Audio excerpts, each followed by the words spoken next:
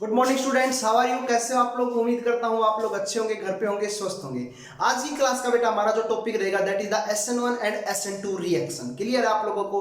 और उनके मैकेनिज्म को भी हम लोग डिस्कस करने वाले हैं। तो सबसे पहले बात करते हैं हम लोग SN1 रिएक्शन के मैकेनिज्म और SN1 रिएक्शन के बारे में। SN1 reaction mechanism, SN1 reaction mechanism. बेटा सबसे इंपॉर्टेंट बात, what do you mean by SN1? It means nucleophilic substitution reaction for unimolecular reaction, for unimolecular reaction. beta they follows first order kinetics, they follows first order kinetics, first order kinetics means rate is directly proportional to the only concentration of reactant. Means मान लो मेरे पास कोई एक reaction है, in the presence of nucleophile it will convert into the ROH plus X negative.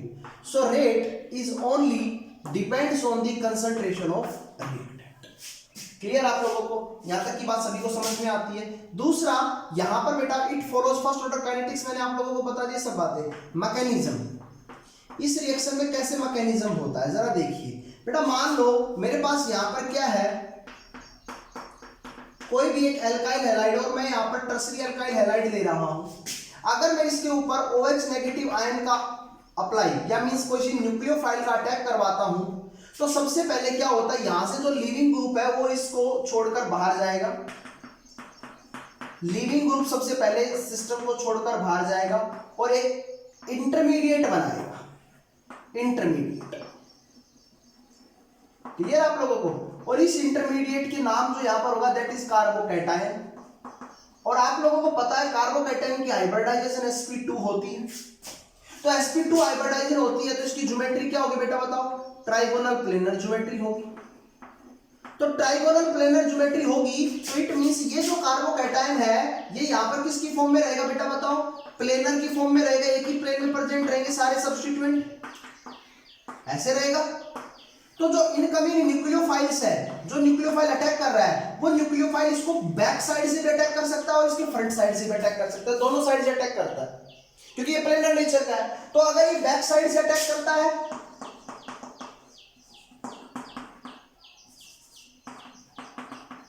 तो मेरा जो product बनेगा वो ये प्रोडक्ट बनेगा. और अगर ये फ्रंट साइड से अटैक करता है तो मेरा जो प्रोडक्ट बनेगा वो ये प्रोडक्ट बनेगा. बोलो क्लियर आप लोगों को? तो जहां से X नेगेटिव निकला था वहीं पर जाकर न्यूक्लियोफाइल अटैक हो गया. अगर ये फ्रंट केस से अटैक करता है तो फ्रंट से अटैक करता है तो इस प्रोडक्ट को बेटा हम लोग रिटेंशन बोलते हैं, रिटेंशन प्रोडक्ट. और अगर ये बैक साइड से अटैक करता है तो इसको हम क्या बोलेंगे? Inversion product. तो SN1 रिएक्शन के अंदर मेरे पास क्या होंगे बेटा? दो तरह के प्रोडक्ट बनेंगे, एक रिटेंशन प्रोडक्ट बनेगा, दूसरा इन्वर्जन प्रोडक्ट बनेगा. तो इस प्रकार से जो मिक्सर बनेगा इस मिक्सर को हम लोग रेसिमिक मिक्सर बोलेंगे. तो SN1 रिएक्शंस के अंदर या मैकेनिज्म के अंदर हमारे पास जो प्रोडक्ट बनेगा उसमें रेकेमिक मिक्सर बनेगा. क्लियर है आप लोगों को? मेरी बात समझ में आई? क्या बनेगा? रिएक्शन रेकेमिक मिक्सर बनेगा. मींस फ्रंट साइड से भी अटैक कर सकता है, बैक साइड से. तो इट मींस इन्वर्जन प्रोडक्ट भी बनना और रिटेंशन प्रोडक्ट भी बनना. क्लियर आप लोगों को? अब बात कर लेते हैं रिएक्टिविटी. तो रिएक्टिविटी की मैं आप लोगों के साथ बात करूं तो क्या बात करूंगा बेटा? आप लोगों को पता है कि यहां पर जो इंटरमीडिएट बन रहा है वो इंटरमीडिएट कौन सा बन रहा है? कार्बोकैटायन बन रहा है. और आपको पता है कार्बोकैटायन में टर्सरी कार्बोकैटायन की स्टेबिलिटी ज्यादा होती है than secondary than primary. This is the stability of carbocation. तो अब अगर मैं रिएक्टिविटी ऑफ न्यूक्लियोफाइल की बात करूं तो न्यूक्लियोफाइल भी अपने आप को स्टेबल करना चाहेगा तो वो सबसे पहले जाकर किसके ऊपर अटैक करेगा? टर्सरी के ऊपर, फिर सेकेंडरी के ऊपर और फिर प्राइमरी के ऊपर. क्लियर आप लोगों को? मैं क्वेश्चन पूछता हूं आप लोगों से कि CH3Cl और उसमें दूसरा है CH3Cl. अगर मैं इन दोनों के ऊपर न्यूक्लियोफाइल का अटैक करवाना चाहता हूं तो सबसे पहले न्यूक्लियोफाइल SN1 रिएक्शन के मैकेनिज्म से किसके ऊपर अटैक करेगा बताओ? इसके ऊपर करेगा या इसके ऊपर करेगा? तो जिसकी स्टेबिलिटी, जिसमें SN1 मैकेनिज्म, मतलब बात ध्यान से सीधी सी ये गानी चाहिए, SN1 मैकेनिज्म का मतलब कार्बोकैटायन, और जो स्टेबल कार्बोकैटायन वहीं पर SN1 मैकेनिज्म सबसे फास्ट होगा। तो यहाँ पर बेटा स्टेबल कार्बोकेटायन सेकेंडरी बनेगा, यहाँ पर प्राइमरी बनेगा, तो SN1 रिएक्शन इसमें फास्ट होगी। क्लियर आप लोगों को? तो ये मेरे पास SN1 रिएक्शन के मैकेनिज्म के बारे में कुछ बातें थी। सेकंड है बेटा मेरे पास SN2 मैकेनिज्म, जरा उसको भी देख लीजिए। SN2 मैकेनिज्म, तो SN2 मैकेनिज्म जो होता है वो क्या होता है, जरा देखिए इस बात को। SN2 reaction mechanism,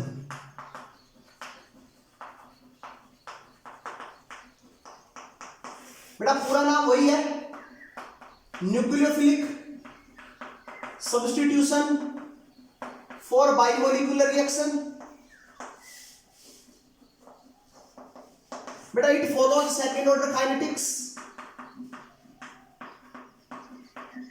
second order kinetics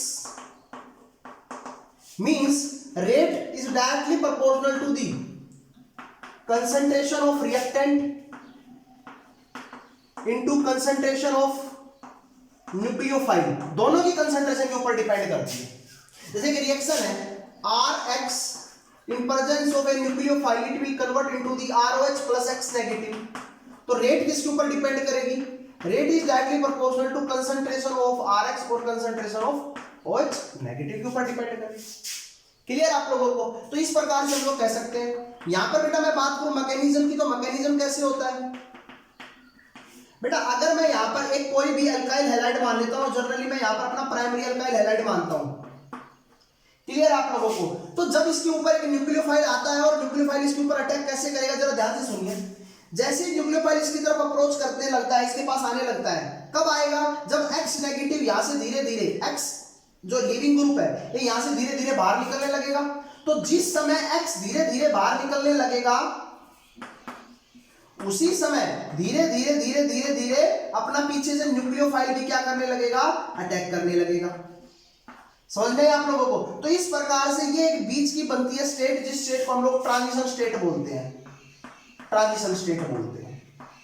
और ये ट्रांजिशन स्टेट अपने आप में क्या होती है बेटा, अनस्टेबल होती है, क्योंकि at the same time carbon की वैलेंसी देखो कितनी है, यहाँ पर 5 वैलेंसी सेटिस्फाइड है, जो कि हाईली अनस्टेबल कंपाउंड बनेगा। अब एक समय ऐसा आएगा जब ये क्या होगा, X कंप्लीटली रिमूव हो जाएगा, लीव कर जाएगा और न्यूक्लियोफाइल इसके साथ कंप्लीटली जुड़ जाएगा।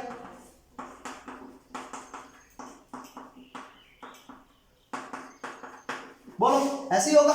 तो आप लोग देख रहे हो कि X जिस साइड से निकला है उसके अपोजिट साइड में न्यूक्लियोफाइल जुड़ा है, आकर अटैच हुआ है।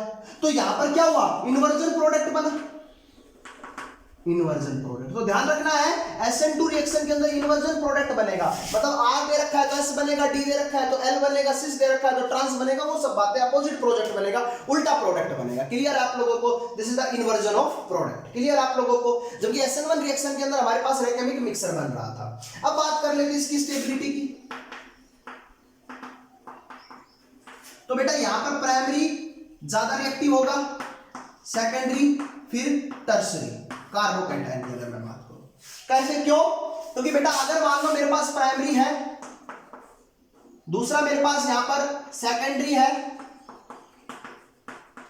और तीसरा मेरे पास यहां पर टर्सरी है।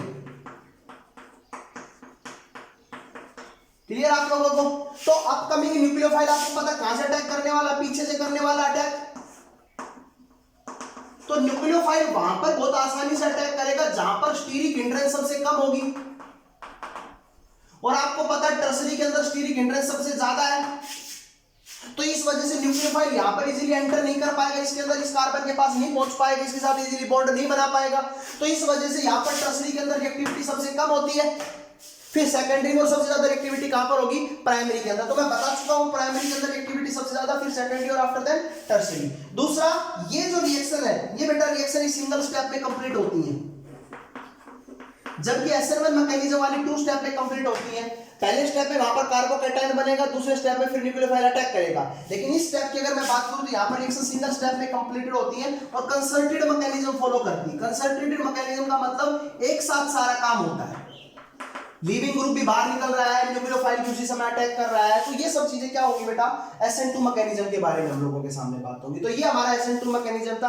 अब एक दो एग्जांपल सोल्व कर लेते हैं, आप लोगों को एग्जांपल समझ में आएंगे कि किसमें अंदर इजीली SN1 मैकेनिज्म हो, किसके अंदर SN2 मैकेनिज्म आसानी से होगा। जरा देख लीजिए, क्वेश्चन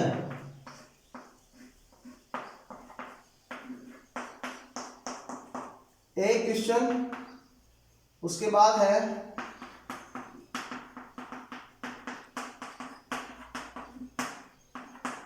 Cl, ये भी छोड़ो, CH3Cl लिख लो। दूसरा क्वेश्चन 1 ब्रोमोपेंटेन और 2 bromopentane.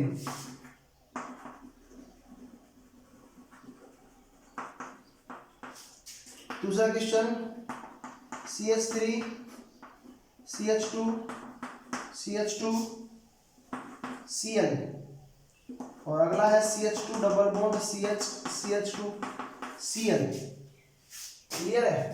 Next question CH3 Cl CH3 Br CH3I। Clear आप लोगों को? उसके बाद और क्वेश्चंस हैं। क्या क्वेश्चन है आप लोगों के पास?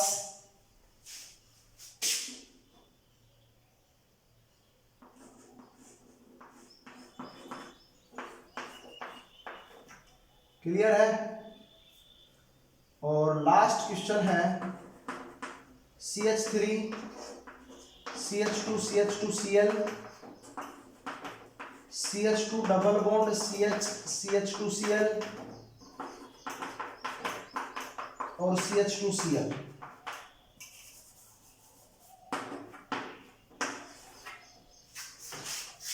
SN1 रिएक्शन बतानी है, किसमें फास्ट होगी? SN1 रिएक्शन बतानी है, SN2 बताना है, SN2 बताना है, SN1 बताना है, SN1 बताना है, SN2 बताना है और यहाँ पर SN1 बताना है। क्लियर आप लोगों को? तो ये सभी एग्जांपल्स आपको आज की क्लास के अंदर सोल्व करने हैं। बाकी आप लोगों का इसका आइडिया आप लोगों को मिल जाएगा, आपकी बुक से भी मिल जाएगा और नेक्स्ट वीडियो के अंदर मैं इनको सॉल्यूशंस लेके आऊंगा। सो प्लीज इन क्वेश्चंस को सोल्व कीजिए। Okay, thank you, have a nice day.